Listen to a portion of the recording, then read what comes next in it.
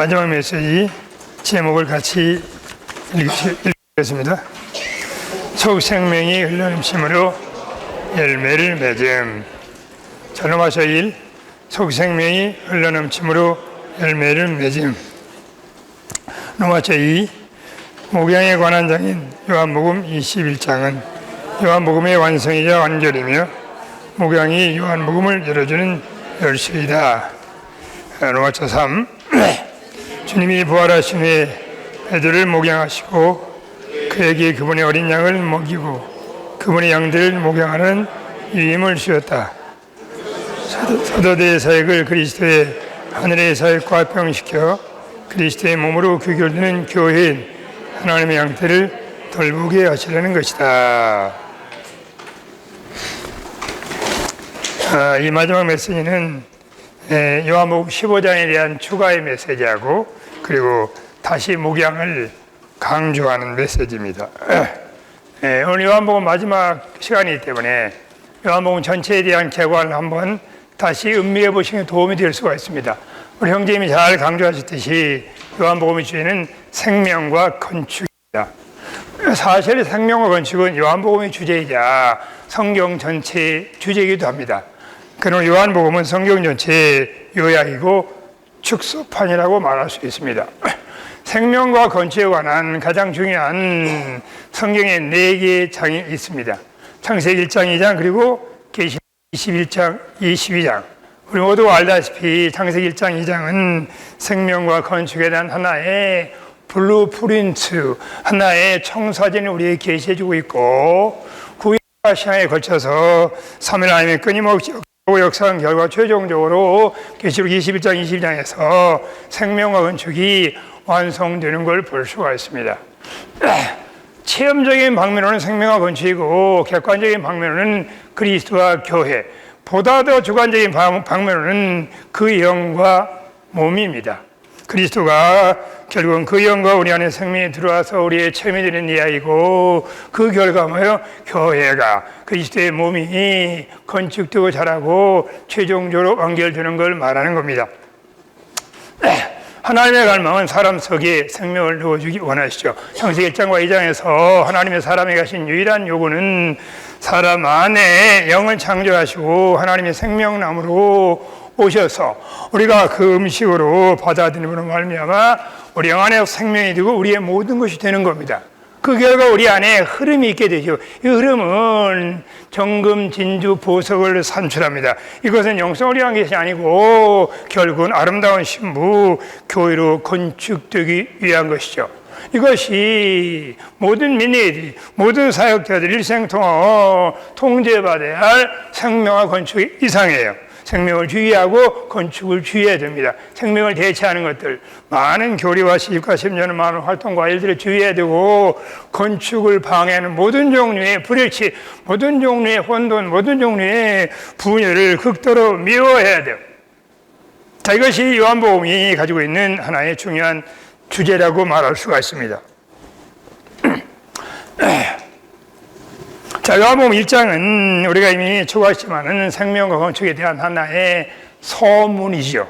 영원 과거에 계신 하나님이 영원 미래에 베델로 완성되는 이야기입니다. 그 중간에 시간의 다리 위에서 하나님이 창조를 하셨고 어린 양으로 오셔서 구속을 이루셨고 그 다음에 어린 양과 함께하는 비둘기로서 그 영이 되어서 우리 안에 들어오므로 우리 안에 거듭나는 역사를 시작해서 최종적으로는 뭐예요? 베델, 하나님의 집의 건축으로 완결되는 주님이 나다니엘에게 보여줬던 놀라운 이상으로 완결됩니다. 1장은 생명과 건축에 대한 서문이죠. 그렇죠? 다시 한번 복습해 보는 겁니다. 2장에도 2개의 중점이 있습니다. 첫째는 생명의 원칙, 두 번째는 생명의 목적. 생명의 원칙은 사망을 생명으로 바꾸는 거예요. 하나님의 경륜은 개선하고 교정하고 결심하고 노력하고 분투하고 율법을 지키려고 하는 게 아니고 생명이 와서 사망을 바꾸는 겁니다. 사망은 천연적인 생명이라는 모든 걸 말하는 거예요. 그 근원이 부활의 생명에서 나오지 않은 것은 아무리 옳고 아무리 좋고 아무리 합리적이라도 그게 다 엄밀히 말하면 사망입니다. 하나님의 경륜은 사망을 생명으로 바꾸는 거지 계산하고 고치는 게 아니다. 요한복음 2장에 나와 있는 생명의 원칙을 말하고 생명의 목적은 뭐요? 집을 건축하는 거죠. 이 성전을 헐라 내가 3일 만에 다시 세운다고 약속을 한 겁니다. 그러므로 2장의 생명의 원칙과 생명의 목적이 언급이 되고 있는 겁니다. 그런 다음에 3장부터 몇 장까지요? 11장까지 거듭거듭 9가지 사례에서 생명이 얼마나 사람들의 모든 필요와 문제를 해결하는가 9가지 사례를 통해서 말씀해 주고 있습니다. 이 9가지 사례는 한 사람 안에 있는 9가지의 방면을 말할 뿐만 아니라 온 인류의 모든 필요를 포함하는 걸 말하는 겁니다. 그죠? 도덕적인 사람이든 부도덕한 사람이든 목마른 사람이든 배고픈 사람이든 심지어 더 나아가서 뭐요? 무기력한 사람이든 죽어가는 사람이든 죄 가운데 사는 사람 심지어는 뭐요? 소경인 사람 심지어는 마지막 죽어서 썩은 냄새가 나는 나사로 모든 사람의 유일한 필요 유일한 해답은 생명이신 그리스도다. 생명의 사역을 말하는 것이다. 우리의 메시지는 생명 메시지고 생명을 공부하는 이 객관적인 교류적인 이론적인 이론적인 신학적인 이수가 아니고 우리 안에 생명으로 사신 그리스도 매일매일 먹고 마시고 소화할 수 있는 마치 우리가 음료를 마시듯이 음식을 먹듯이 그게 실제로 우리의 생명이 되는 걸 말하는 겁니다. 그래서 3장부터 11장까지 생명의 9가지 사례를 말씀해 주시고 그 다음에 12장에 가서 생명의 결과와 생명의 본성을 볼 수 있습니다. 생명의 결과는 아름다운 교회성 안에 축소판인 베다니 세 종류의 기능을 가진 사람 마리아, 마리다, 나사로 다 축한 내용이잖아요. 그 아름다운 교회 생활 주님이 이 땅에서 안식했던 교회 생활 달콤한 베다니의 교회 생활을 말하는 겁니다. 그 다음에 12장 후반부에서 주님은 가장 황금 시기에 하나님 일로 떨어져 죽는다는 걸 말씀했어요. 베다니 교회 생활은 달콤했지만 규모가 작았습니다. 주님이 교회가 번성하기를 원하시죠. 번성하는 길은 유일한 길이에요. 번성하는 길은 뭐예요? 땅에 떨어져 죽어야 돼요. 끝나야 돼요. 깊은 죽음을 체험해야 돼요. 죽음이 없이는 생명이 없는 걸 말하는 겁니다. 하나님을 그대로 잊지 말고 떨어져 죽으면 많은 열매를 맺는다. 왜 열매를 많이 맺지 못하냐? 그 주된 원인은 죽지 않기 때문이에요. 전쟁의 생명을 너무나 사랑하고 혼생명을 사랑하고 자기의 탁월한 것을 신뢰하기 때문에 지금 요한복음 12장입니다. 그죠?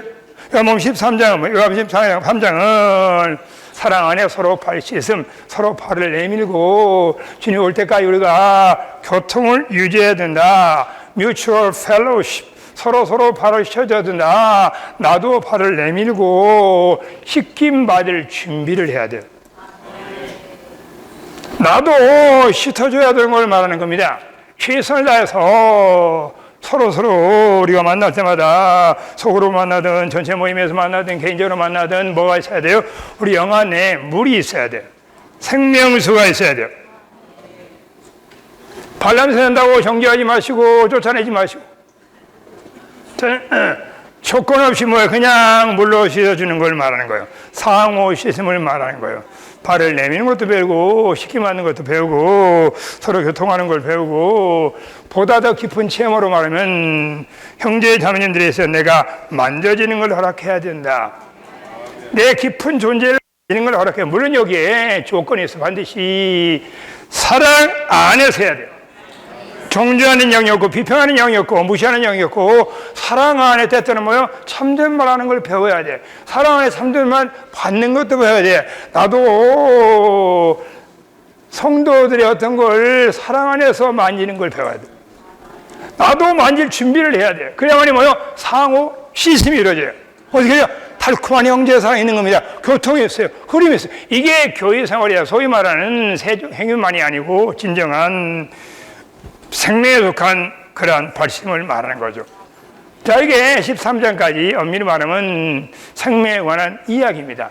14장, 15장, 16장 우리 다 주겠죠. 세 개의 장은 건축에 관한 장이에요. 14장은 아버지의 집을 말하고 교회의 세 방면, 14장은 아버지 집을 말하고 15장은 이 개회 전반부에 나오는 포도나무, 삼위일 하나님의 유기체, 그죠? 그리고 16장은 세 사람, New man, new child, 새 사람인 교회를 말하는 겁니다. 이것이 교회 건축의 세 방면이에요. 아버지의 집은 표현을 한 거죠. 포도나무는 뭐요? 본성화 확장하는 걸 말하는 거예요. 자, 그리고 16장에서 새 사람은 인격으로서 저기 나와 있는 그 영원한 목적을 수행하는 단체에게 한세삼을 말하는 겁니다. 이 세 장에 거쳐서 주님이 이 땅에서 살아계실 때 가장 긴 메시지를 전하시고 17장에서 세 개의 장에 근거한 기도를 하신 겁니다.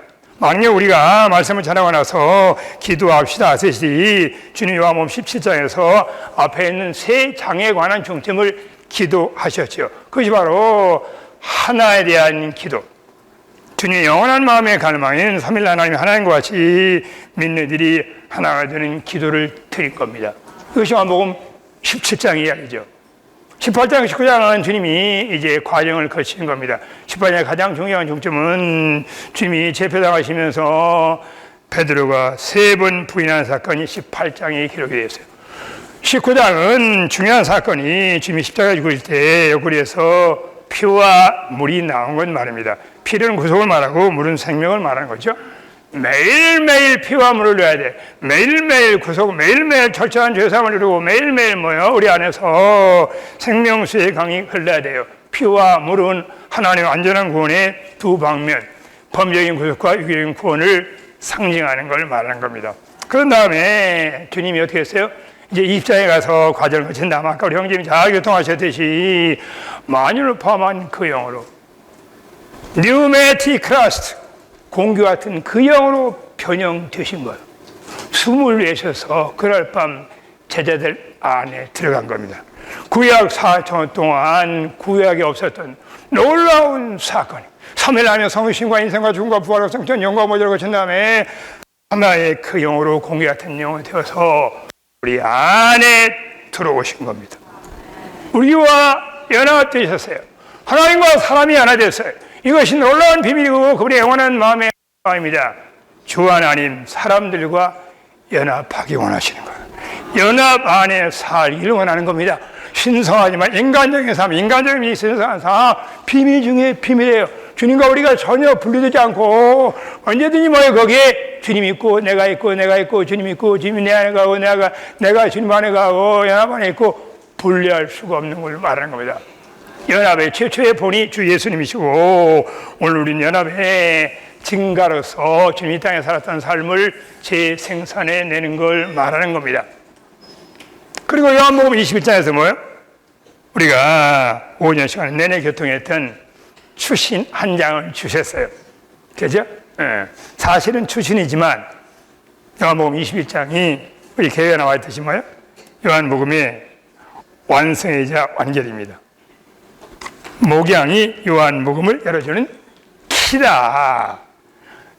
요한복음에 나와 있는 이 목양에 대한 내재적 의미로 다시 한번 들어가지 못하면 요한복음은 공허한 책이 되는 겁니다. 그죠? 그래서 요한복음 20장이 뭐예요? 추신의 장일 뿐만 아니라 이게 완성과 완결의 책이에요. 그죠? 자, 성경 전체는 엄밀히 말하면요. 어째 제가 이거 교통하고, 이거 하다 보면 시간이 늘 것 같아가지고, 이 속생명이 흘러 한 가지 교통하고, 남은 시간 목욕하겠습니다. 자, 속생명의 흘러넘침. 주로 요한복음 15장, 우리가 많이 교통한 내용이죠.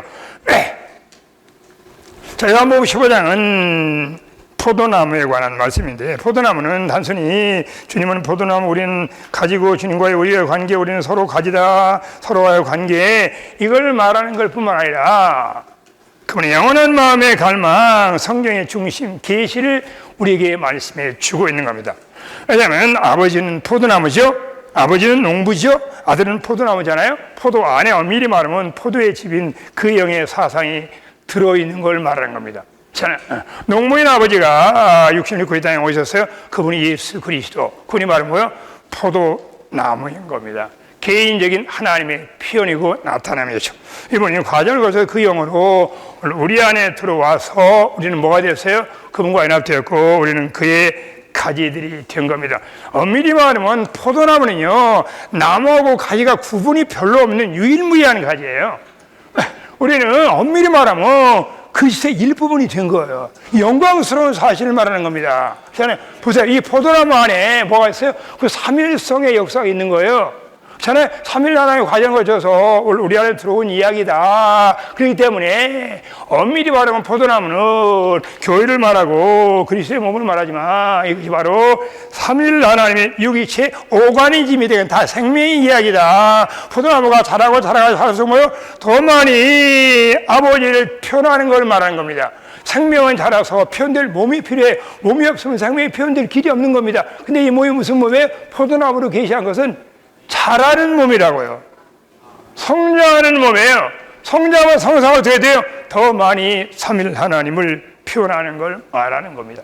자, 그렇기 때문에 포도나무는 위대한 신성하고 인간적인, 심지어는 위대한 우주적인 삼일 하나님의 유기체다. 유기체의 반대는 조직체입니다. 유기체는 오가니즘을 말하고 조직체는 오거나이제이션이에요. 조직이라는 것은 간단히 말하면 모든 활동과 모든 의미가 설교와 모든 게 이제 그 안에 뭐가 없어요? No life, no spirit. 영과 생명이 빠진 거예요. 그게 뭐예요? 그게 조직을 말하는 것이고. 그걸 가리켜서 교리라고 말하는 겁니다. 여러분. 설교 가운데도 그 영과 생명이 빠지면 그건 교리적인 설교가 될 수가 있는 거예요. 저도 마찬가지로 말하는 겁니다. 그런 걸 반드시 뭐 우리는 유기체의 반대인 조직을 두려워 떨어야 된다. 모든 건 다 생명의 흐름 안에서 생명이 교통 가운데 생명에서 나오고 누리면서 나오고 모든 것이 다 교통 안에서 인도가 나오고 방향이 나오고 역사가 나오고 모든 것이 다 나와야 되는 거예요. 당신이 교회가 삼일 하나님의 유기체라는 이상을 받은 당신의 생활과 봉사의 사역에 놀라운 변형이 일어나는 겁니다. 모든 게 다 생명으로 시작해서 생명으로 진행되고 생명으로 마치는 이야기를 말하는 거예요. 그 메시지가 성경적이냐, 옳다, 무슨 뭐 교리적이다, 심지어 합법적이다, 그것만이 아니고 그 안에 뭐가 있어야 돼요? 생명과 영이 있어야 되는 걸 말하는 겁니다. 안 나왔어요? 40분에 저기 몇 쪽 40분 다 된 거 아니에요? 아직 많이 남았어요. 2시 40분. 2시 40분. 2시 40분에. 이상한데? 그렇게 시간이 많아요? 10분. 2시 10분. 이 영상으로 좀 보세요. 제가 착각했잖아요. 영상으로. 2시 40분. 2시 10분. 예. 그죠? 이제 중점인 흘러 넘치는 걸 말하는 겁니다. 그죠? 요한복음은 사복음서의 완결이에요. 그러므로 복음이 뭔가를 정확하게 내재적으로 유기적으로 알려면 요한복음으로 와야 됩니다. 왜냐하면 요한복음이 복음서의 완결이기 때문에 그래요. 마태, 마가, 누가는 다 복음을 전하는 말이 있어요. 요한복음을 복음을 전하는 말이 없습니다. 다 똑같이 마태, 마가, 누가도 너희는 가서 가라는 말이 나와요. 요한복음 15장도 가서 열매를 맺은 말이 나와요. 똑같이 가는 거지만 마태, 마가, 누가는 복음을 전하라고 말하고 요한복음에는 뭐예요? 열매를 맺어 이렇게 말하는 겁니다. 그렇죠? 자, 이 한 가지가 뭐예요? 복음은 전적으로 외적인 활동과 일만이 아니고 열매를 맺는 문제네. 열매는 뭐예요? 안에 생명이 흘러 넘치는 걸 말하는 거예요. 엄밀히 말하면 복음은 일적인 활동과 일이 아니고 존재의 문제고 주님의 피 안에서 사람들이 말할 수 있는 것은 매일매일의 생활의 문제다. 매일매일의 삶이 복음을 전하는 생활이 이게 바로 정상적인 거다. 직장을 생활하다가 길거리 가다가 자네 등등 뭐요? 자기 안에 흘러넘침이 있으면요 자연스럽게 얼굴을 통해서 복음이 흘러가. 물론 몇 마디 복음을 전할 수 있겠지요. 복음 소책자를 줄 수 있겠지만 뭐예요? 중요한 건 뭐예요? 그 사람 안에 뭔가 흘러넘치는 게 있어야 돼.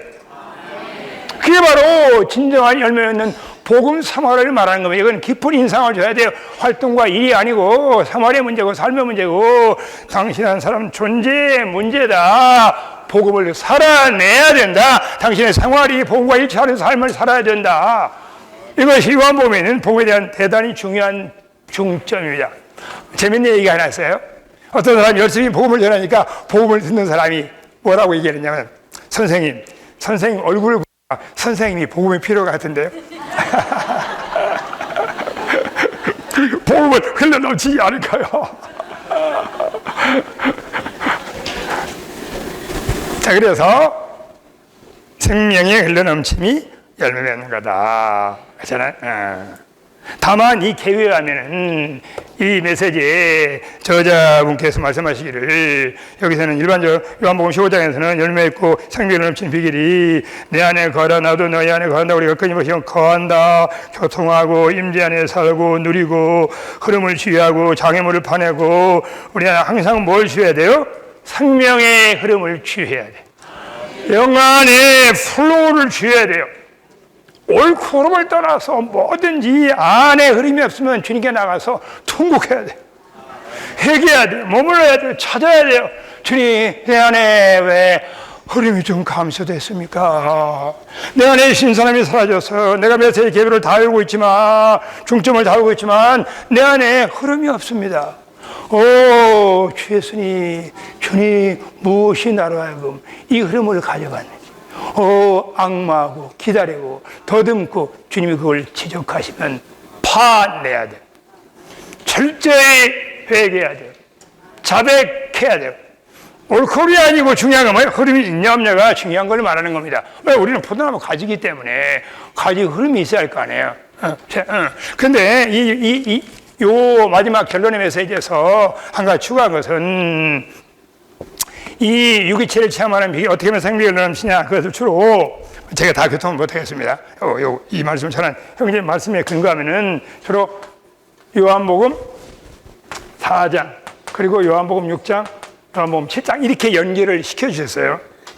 제가 한 가지 추가하겠습니다.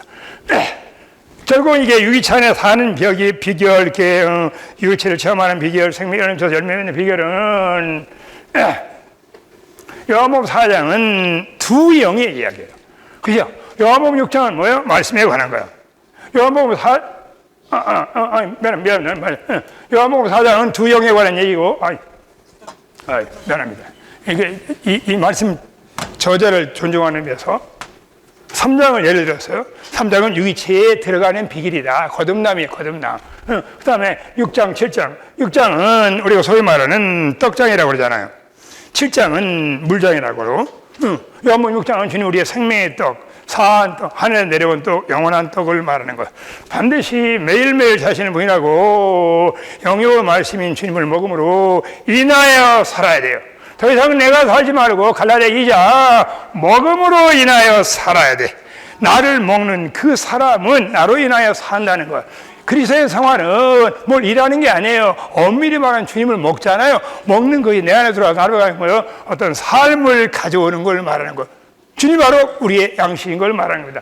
요한복음 7장은 뭐예요? 목마른 사람이 주님을 마시는 거잖아요.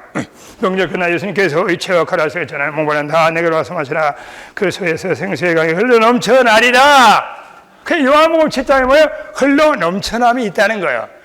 요한복음 15장에 거함이 흘러 넘치는 비결이고 자백이 있어야 되고 가족끼리 서로 사랑해야 되고 너희가 내 안에 거하고 내 말이 너희 안에 거하면 거기 필사적인 기도가 있어야 돼. 열매 맺기 위해서는. 그런데 요한복음 7장에 또 뭐예요?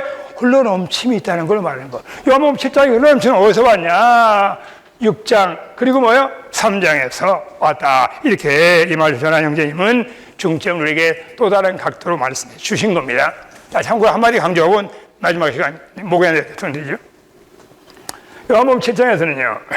인류 역사관 유일하게 그분만이 누구든지 목마르거든 내게로 와서 마시라고 말씀했어요. 여러분 어디 사거리 가서 여러분 목마르세요? 목마르면 내게로 와서 마세요. 이렇게 할 수 있겠어요? 아이고 선생님이 목마르신 것 같은데요. 주 예수님만이 위대한 선포를 했습니다. 아멘. 아마 그 세미나 할 때 아마 우리 강사님들이 설명을 했을 거예요. 요한복음 7장에 보시면요. 주님이 예루살렘에 올라가는 문제에 있어서 육신의 형제들이 권했어요. 주님이 말씀하기를 내 때는 아직 준비되지 않았다는 거야. 그분은 올라가는 때 내려오는 때 모든 것에 대해 철저히 십자가 아래 살았습니다. 요한복음은 생명의 복음이지만 이 생명인 그리스도를 하나님을 살아내기 위해 주님이 철저하게 십자가 아래 살았어요. 요한복음에는 7가지 사역의 기준이 있습니다. 다 십자가 관계돼요. 결론은 뭐예요? 그 안에 자아가 없어요. 자신의 일이었고 자신의 말이었고 자신의 뜻이었고 자신의 영광이었고 신이 시작하지 않아요. 그렇기 때문에 그분은 뭐야? 나와 아버지는 하나라고 위대하게 선포하신 분이야. 그러면 아버지로 인하여 사신 분이에요. 저는 그분은 생명의 사람으로서 끊임없이 뭐예요? 죄 없는 분인데도 뭐예요? 타고난 자아를 죽음에 넘겼어요. 스스로 말하지 않아요. 자신을 뭐예요? 함께서 말함에 따라 함께 말해. 아버지가 시작하지 않으면 스스로 시작하지 않았어요. 자기의 영광을 추구하는 게 없어요. 자신의 일이 없어요. 아버지의 일이 나 일에, 아버지가 일하면 나도 일하고 아버지가 멈추면 나도 멈추는 겁니다. 자아가 완전히 처리된 사람, 자아가 입질하지 못하는 그런 삶을 살았기 때문에 주님은 뭐요? 그 안에 생수가 흘러 넘쳤다고요. 그래서 누구든지 목마르면 내게로 와서 마시라고 말할 수가 있는 거예요. 우리가 많은 게 왜 우리 안에 생명이 메마릅니까? 주된 원인이 너무나 자아를 사는 거예요. 자아 생명, 자신의 타고난 힘, 자신의 타고난 방법, 자아를 끔찍하게 사랑하는 이 자아가 뭐예요? 엔티크라이스트, 그리스도가 우리 안에 흘러나오는 걸 가로막는 거예요. 그리스도와 자아는 공존할 수 없는 겁니다. 이 자아는 뭐 엔티바디, 몸의 대적이에요. 자아와 몸은 공존할 수 없는 겁니다. 반드시 몸이 건축되고 아름다운 동력이 있어지려면 자아가 부인되고 처리돼야 돼요. 가장 영적인 가정이 어떤 가정인지 아세요? 부부가 화목하는 가정이에요. 왜? 많이 처리됐기 때문에 부부가 하나 되는 걸 말하는 겁니다. 저희 가정이 가장 부러워하는 가정이 우리 김광희 님 가정입니다. 우리 자매는 가까하다. 여보, 아이 저 봐봐, 김광희님 그 자매님이 형제님 앞에서 얼마나 자유롭게 말을 해. 제 앞에서 조금 제한이 있다는 얘기죠. 그래, 아직 내가 변화가 덜 돼서 그런가 보지. 어쨌든 이것이 바로 생명에 흘러넘치는 거에 관한 걸 말하는 겁니다. 자, 남은 시간 이제 15분 남았네요.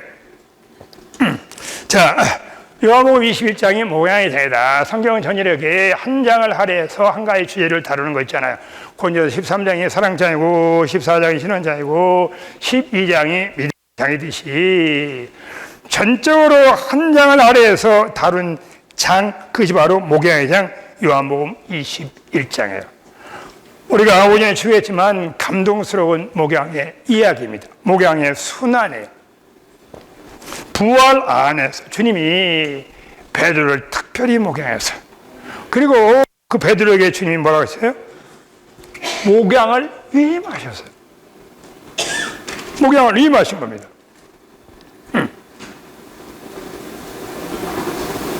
주님이 사역은 두 방면이 있습니다. 하나는 땅에 속한 사역이고 하늘에 속한 사역이 있잖아요. 이 땅에 속한 사역은 뭐냐? 한 단어로 말하면 목양이에요. 그분이 목자로서 목양의 사역을 하신 겁니다. 제가 좀 이따 여기 개요에 나와 있는 몇 가지 설명해 드리면 금방 이해가 될 거예요.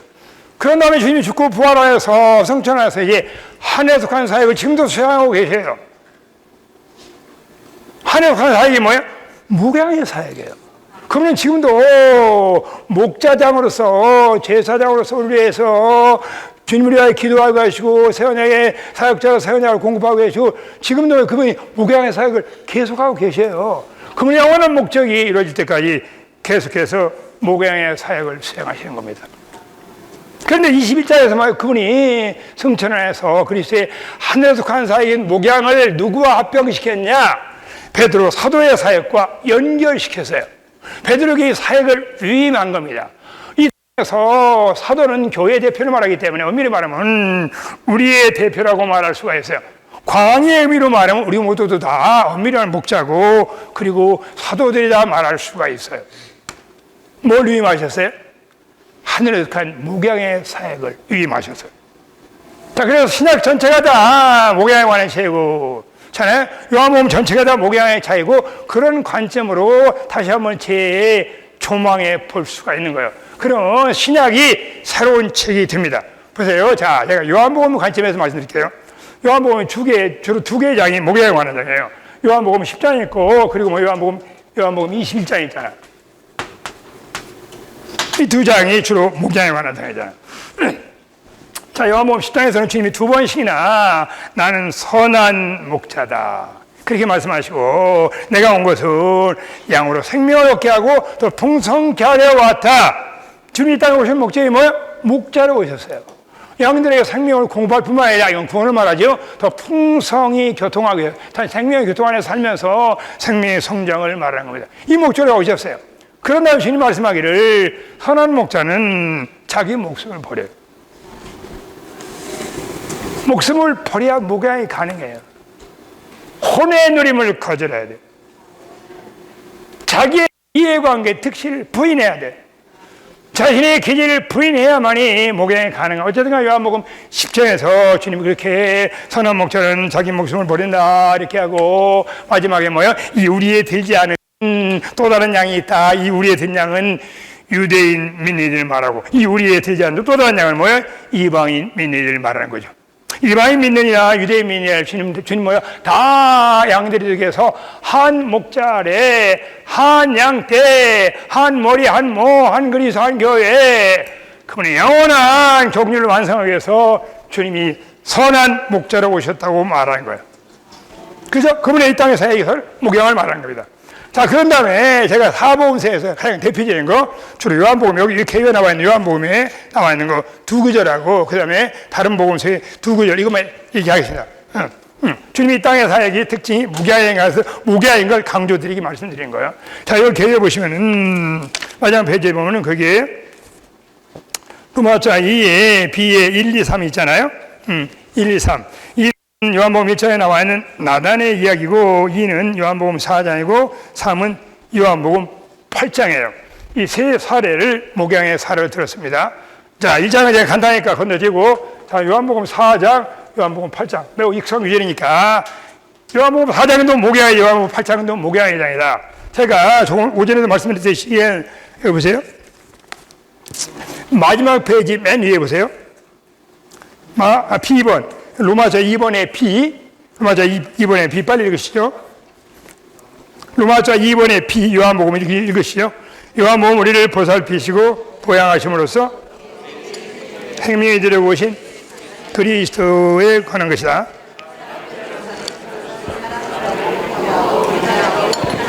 변화해 주는 것이고 사람들을 보양하는 것은 그리스도를 먹이는 걸 의미한다. 이것이 바로 목양의 두 가지 중요한 요점이에요. 이 주님은 특별한 주님으로서 이 목자는 특별한 목자로서 신성과 인성이 연합된 분, 사람의 아들과 하나님의 아들 이중 신분을 가진 분입니다. 그러면 사람의 아들로서 인성 안에서 사람들을 보살펴요. 따뜻하게 해주고 편하게 해주고 공감 능력이 많고 함께 울어주고 들어주고 인내하고 함께 마음 아파하고 주 예수님 안에만 있는 유일한 보살핌이에요. 오늘날 예전은 인성이 타락해서 이런 인성이 없는 겁니다. 소위 말하면 인간성 회복을 외치지만 예수님의 인성을 체험하지 않으면 그 인성은 불가능한 거예요. 여러분, 교회 건축에도요, 구약의 예표하면요, 주로 교회 건축 주둔 재료가요, 거기에 나무예요. 나무는 뭐예요? 나무는 예수의 고운 인성이라고요. 인성에서 교회가 건축되고 부부가 건축되는 걸 말하는 거예요. 여러분, 교회 생활 하시면 대부분 문제가 뭔지 아세요? 영성이 문제가 아니에요. 인성에 문제가 있어요. 식사하다가 대화하다가 어떤 어려운 문제 많으면 이분들은 예배 볼 때는 신령 같은데 자주 지내보니까 인간적이지 않네. 왜 이렇게 차지? 왜 이렇게 냉정하지? 왜 이렇게 사람을 쉽게 정죄하지? 왜 이렇게 요구를 많이 하지? 왜 이렇게 거칠게 대하지? 내가 좀 마음이 상했다고 그래가지고 나를 그렇게 대하나? 목회의 가장적인 취약점이 인성, 더 정확히 말해 인성은 인격과 직결되는 거예요. 그리고 말고 두 번째 그분이 신성이잖아요. 신성은 뭐예요? 신성은 만유로 밤한 그리스도를 사람 안에 공급해 주는 거예요. 그렇잖아요? 이것이 뭐예요? 보양이라는 거예요. 인성 안에서 보살핌, 쉐리싱, 그리고 뭐예요? 신성 안에서 보양. 이게 바로 이게 너리싱이라는 거예요. 이 두 가지 합해가지고 뭐예요? 그게 목양이 되는 걸 말하는 겁니다. 두 가지 함께 있어야 목양이 되는 걸 말하는 거예요. 자, 이해하시죠? 자, 그 다음에 참고로요. 이 소중히 품과 이 보살핌과 이 보양은 나중에 가서 연구를 하세요. 이게요. 자, 보살핌, 그리고 뭐요? 보양이잖아요. 같은 거예요. 예. 옛날 개성경은 뭐 이게 양육, 그리고 보양 이렇게 나눴는데, 어쨌든 회복력 성경은 보살핌, 보양 이렇게 나눴죠. 어쨌든 영어는 다 똑같이 죄르신 어르신이에요. 이것을 돌보실 때, 사역하실 때, 이 프로테이지를 잘 안배를 하셔야 돼요. 어떤 때는 이 보살핌을 줄이고 풍성한 음식을 공급해야 돼요. 어떤 때는 이 보양을요, 많이 줄이고 보살핌을 많이 해줘야 돼요. 과거에 저도 주님을 섬기면서 실패한 경험이 있습니다. 자, 이제 시간 되면요. 공급을 많이 했어요. 근데 결과는 뭐야? 다시 최영재님 오지 마세요, 우리 집에. 어디 아세요? 보살핌이 없어서. 그 지체는 뭔가 어려움을 얘기하고, 형제만 좀 격려받고 싶고, 위로받고 싶고, 함께 공감 능력을 갖고 함께 울고, 이런 걸 원했던 거예요. 근데 저는 그때 젊었기 때문에 혈기가 많았거든요. 그러니까 칼을 쫙 빼가지고 그냥 가시 칼라비 하나님이 격려를 얘기한 거예요. 결과는 대실패했죠. 그러고 제가 철저히 배운 걸 말하는 겁니다. 자녀를 목양할 때는 더욱 중요하고 배우자를 목양할 때는 더더욱 중요하다고요. 저는 이 보살핌이 부족해가지고 아마도 상당수의 이혼과 결혼 파혼이 이것 때문에 온 거예요. 인성 결핍, 인간성 하락을 말하는 겁니다. 어쨌든 나중에 이제 연구를 하시면 어쨌든 주로 한 가지만 이건 주로 이건 마음과 관계된다. 이건 영과 관계된다. 이것은 주로 그가 관심하는 걸 관심하는 거다. 저는 이것은 뭐예요? 그리스도를 공급하는 걸 말해요. 어쨌든 많이 연구를 해보셔야 됩니다. 자, 요한복음 4장, 요한복음 8장 여기에 목양이 어떻게 나와 있냐? 요한복음 4장에 목양의 보살핌은 주님이 그 사마리아인을 만날 때 대단히 인간적이고 우애했잖아요. 우애하고 또 주님 먼저 물어봐서 물 좀 달라고 그러고, 얼마나, 이게 다 인성 안에 있는 그 보살핌 말하는 거잖아요. 그리고 또 그리고 나중에 이제 남편을 불러오라 그러니까 남편이 없어요. 그러니까 우리 같으면 또 왜 나한테 거짓말 하냐? 내가 알고 있는데. 주님은 속아 넘어가. 그래, 네 말이 맞다. 가지고 주님이 대신 자백까지 해주셔. 그러니까 또 이 여인은 이제 자기 부끄러움이 드러나니까 대화를 쫙 바꿔. 경배로. 그러니까 주님이 너 왜 대화를 바꿔? 이렇게 안 하고 그냥 따라가셔요. 주님은 정말 사람들을 편하게 해주고 유쾌해주고 이해하고 동정심이 많고 긍휼이 많은 분이라고요. 그런 다음에 뭐요? 그런 다음에 그 여인에게 어떻게 했어요? 주님이 뭐요? 어떻게 했어요? 생수를 공급했잖아요. 이게 바로 보양을 말하는 거라고.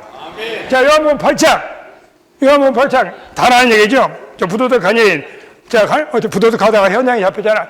사람들이 다 이 여인을 돌로 쳐 죽여야 돼. 다 둘러싸서 돌을 다 들고 있어.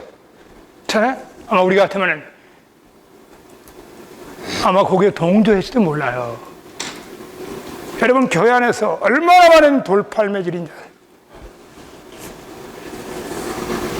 저도 많이 맞아봤고, 저도 좀 던져봤어요. 너무나 감동적인 말 있잖아요. 주님이 땅바닥에 쓰셔. 이것도 소중히 품이야. 진정시키는 거예요. 그런 다음에 너희 가운데 죄없는 자가 있으면 돌로 쳐라.